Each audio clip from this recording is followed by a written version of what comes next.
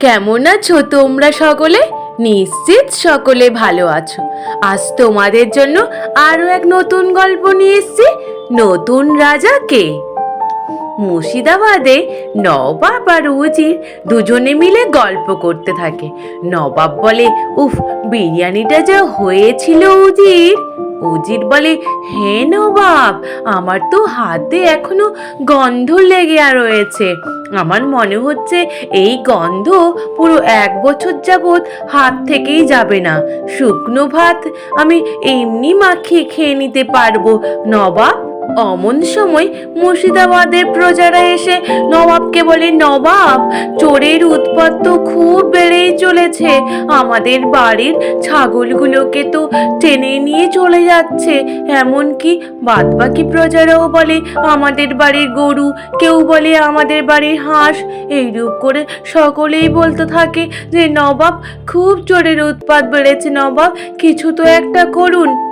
নবাব তখন বলে, বেশ বেশ, তোমরা এখন এসো, আমি দেখছি কি করতে পারি।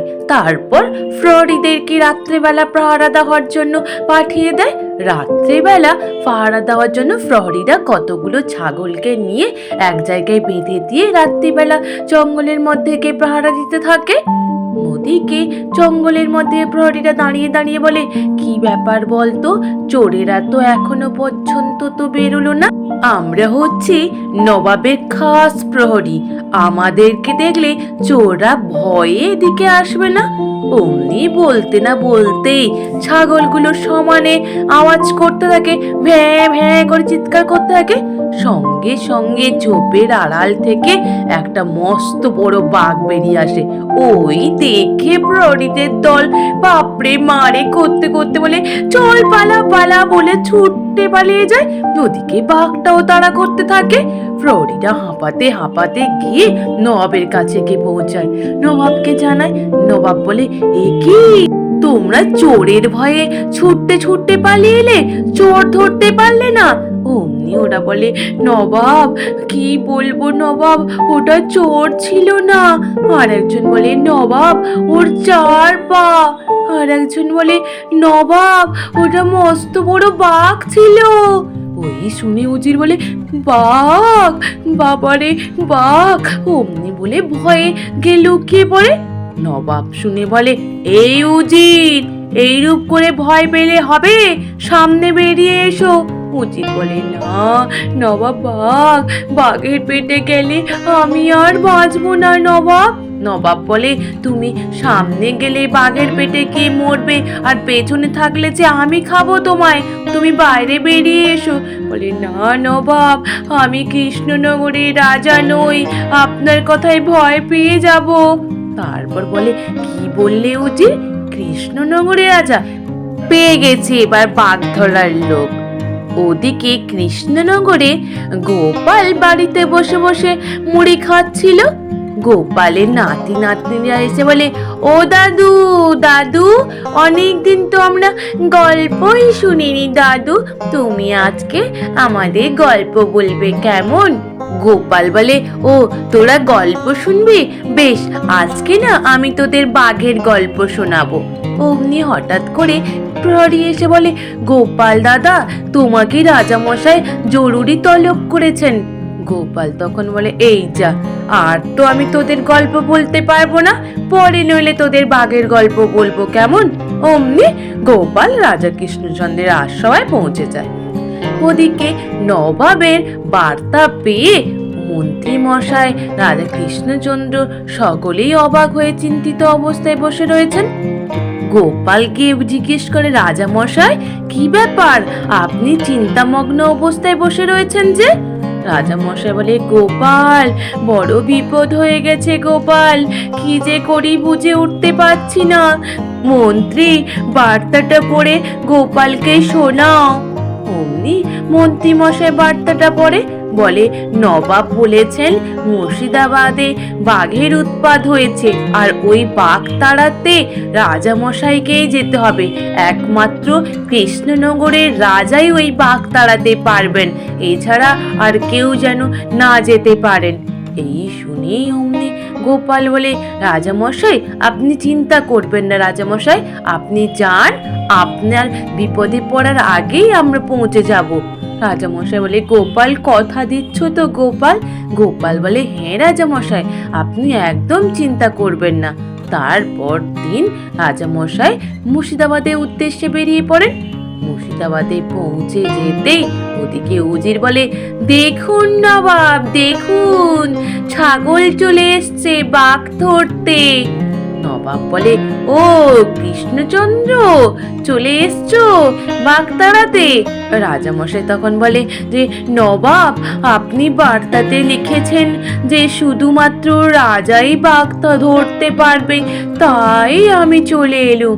বলে, হ্যাঁ একদম ঠিক বার্তায় পড়েছেন। আর শুনুন রাজা কৃষ্ণচন্দ্র, যদি আপনি বাঘ না ধরতে পারেন তাহলে তো আপনি বাঘের পেটে সোজা চলে যাবেন, তারপর কৃষ্ণনগরটা হয়ে যাবে আমার। রাজামশাই তখন বলে যে, নবাব এই কথা তো আপনি বার্তাতে লেখেননি। বলে, লেখিনি, কিন্তু মুখে মুখে তোমায় বলে দিলাম।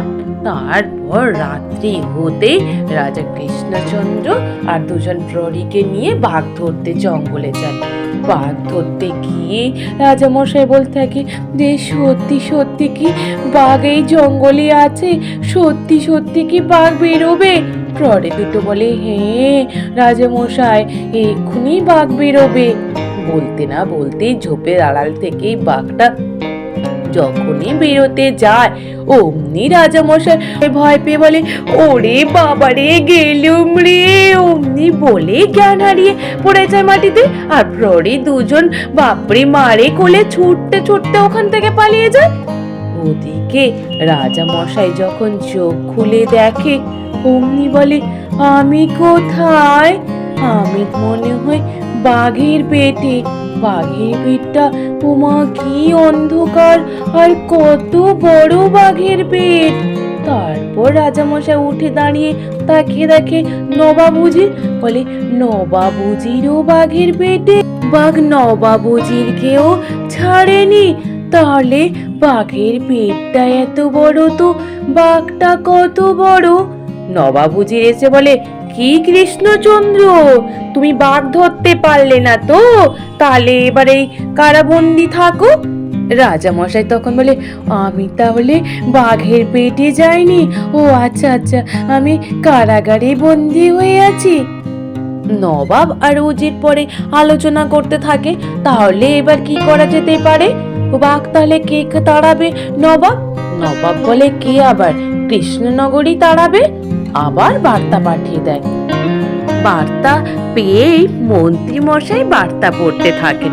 ওদিকে সভাসদদের মধ্যে সেনাপতি জিজ্ঞেস করেন, মন্ত্রী মশাই বার্তাতে কি লিখেছেন নবাব? মন্ত্রী মশাই বলেন, বার্তাতে লিখেছেন রাজা কৃষ্ণচন্দ্রকে ওরা বন্দি করে নিয়েছেন, উনি আর বাঘ তাড়াতে পারেননি। এবারে শুনে বৈদ্য মশাই সকলে বলে, এ তো খুব দুশ্চিন্তার বিষয়। মন্ত্রী মশাই বলে, কেন চিন্তার বিষয়? আমি এখন রাজা মশাইয়ের অবর্তমানে নতুন রাজা হব। ওই কথা শুনে গোপাল তখন বলে, তাহলে মন্ত্রী মশাই আপনি যখন নতুন রাজা, তাহলে মুর্শিদাবাদের নবাবের বার্তা অনুযায়ী আপনাকে তো এবার বাঘ ধরতে যেতে হবে, নইলে তো আবার আপনাকে দণ্ড নিতে হবে। অমনি মন্ত্রী মশাই বলে, আমার কি মাথা খারাপ, আমি বাঘ তাড়াতে যাব? গোপাল বলে, মন্ত্রী মশাই সুযোগটা ছাড়বেন না, কারণ আপনি যদি বাঘ ধরতে পারেন তাহলে তো পুরস্কার পাবেন, সঙ্গে কৃষ্ণনগরে রাজাও হবেন আপনি। তাহলে মন্ত্রী মশাই ভেবে দেখুন ব্যাপারটা। মন্ত্রী মশাই মনে মনে হবে, হ্যাঁ ব্যাপারটা তো ঠিক বলেছে গোপাল, যদি আমি বাঘ ধরতে পারি তাহলে আমি কৃষ্ণনগরের রাজাও হব, সঙ্গে আমি আবার পুরস্কারও পাবো। এই সুযোগ তো হাতছাড়া করলে হবে না। তারপর মন্ত্রী মশাই বটাঘটাকে নিয়ে বেরিয়ে পড়ে মুর্শিদাবাদের উদ্দেশ্যে। ওদিকে মুর্শিদাবাদের প্রজারা এসে নবাব উজিরকে আবার বলতে থাকে যে, নবাব উজির কোনো তো একটা উপায় বের করুন। বাঘ যে আমাদের গরু ছাগলদের খেয়ে নিচ্ছে, আবার তারপর তো দুদিন পরে আমাদেরও তো খেয়ে নেবে। কি করি এখন নবাব বলুন? সঙ্গে সঙ্গে মন্ত্রী মশাই বলে, আমি এসছি তো, আমি আছি, আমি বাঘ তাড়াবো মুর্শিদাবাদ থেকে। অমনি নবাব বলে, মন্ত্রী মশাই যে? মন্ত্রী মশাই বলে, না না নবাব, আমি হচ্ছি নতুন কৃষ্ণনগরের রাজা, আমি আপনার রাজ্যে বাঘ তাড়িয়ে ছাড়বো। বটা ঘটা বলে, আমরা হচ্ছি এই রাজার মন্ত্রী। অমনি নবাব বলে, এ কি, এক রাজার আবার দুখানা মন্ত্রী? বলে, হ্যাঁ নবাব, আমরাই বাঘ তাড়াবো। আপনি বলেছিলেন না কৃষ্ণনগরের রাজা বাঘ তাড়াতে পারবে, তাই আমি এসছি। অমনি ওই দিন রাত্রিবেলা মন্ত্রী মশাই বটা ঘটা তিনজনে মিলে জঙ্গলের মধ্যে যায় বাঘ ধরতে। তারপর হাতে একটা জাল নিয়ে দাঁড়িয়ে থাকে আর বটা ঘটাকে বলে, এই শোধ, তোরা ছাগলের মতো ভ্যাঁ ভ্যাঁ করে আওয়াজ করতে থাক, যখনই বাঘটা আসবে তখনই এই জালটা ফেলে দেবো বাঘের ওপরে। ওদিকে ঘটা বলে, যদি বাঘটা সাঁতার কেটে পালিয়ে যায় মন্ত্রী মশাই? মন্ত্রী মশাই বলে, আরে পাগল, এখানে জল আছে নাকি যে সাঁতার কেটে পালিয়ে যাবে? অমনি ওরা ছাগলের মতো আওয়াজ দিতে না দিতে ঝোপের আড়াল থেকে বাঘটা ছুটে আসে ওদেরকে দেখে তাড়া করে। অমনি মন্ত্রী মশাই বটা ঘটা, ওরে বাবা রে বাবা, পালিয়ে চললে গেল গেল, আমাদের কামড় দিয়ে খেয়ে নেবে রে বাবা, চল চল। অমনি বলে এক ছুটে ওখান থেকে পালিয়ে যায়। ছুটতে ছুটতে ওরা গাছের ডালে উঠে বসে। বলে, বাপরে বাপ, কত বড় বাঘ, আমাদের তো নিমেষের মধ্যে মনে গিলে পুরো পেটের মধ্যে পুড়ে নিত, বেঁচে গেছি, আর একটু হলে তো সব শেষ হয়ে যেত। ঘটা বলে, দেখলেন তো মন্ত্রী মশাই, আপনি কিনা বাঘ ধরবেন। শেষ পর্যন্ত মন্ত্রী বটা ঘটাকে নবাব আর উজির মিলে জেলে পুড়িয়ে দেয়। এই রূপ করে এক এক করে কৃষ্ণনগরের সভাসদরা রাজা সেজে আসে। তারপর বাঘ ধরতে না পেরে সকলেই জেলে বন্দি হয়ে যায়। এক এক করে বন্দি হয়ে যাওয়ার পরে শেষে বাকি থাকে গোপাল। অমনি নবাব উজির বলে, এবার এক এক করে তো সবাইয়ের নামটা কাটা গেল, শেষে আছে গোপাল। ওদিকে গোপাল নাতি নাতনি নিয়ে প্রস্তুত হয়ে চলে আসে। নবাব বলে, গোপাল, তোমাদের কৃষ্ণনগরটা এবার আমার হাতে। গোপাল বলে, না না, ভুল করছেন যে, আমি আবার নতুন রাজা হয়ে এসেছি যে, আমাকে এবার আমার কর্তব্যটা করতে দেন, তারপর আপনি না হলে বলবেন। তুমি বাঘ ধরবে গোপাল, সঙ্গে তোমার এই নাতি নাতনি? ওই দেখে নবাব আর উজির হাসাহাসি করতে থাকে। গোপাল বলে, একটু তো দাঁড়ান, আমাদের কামালটা তো দেখুন।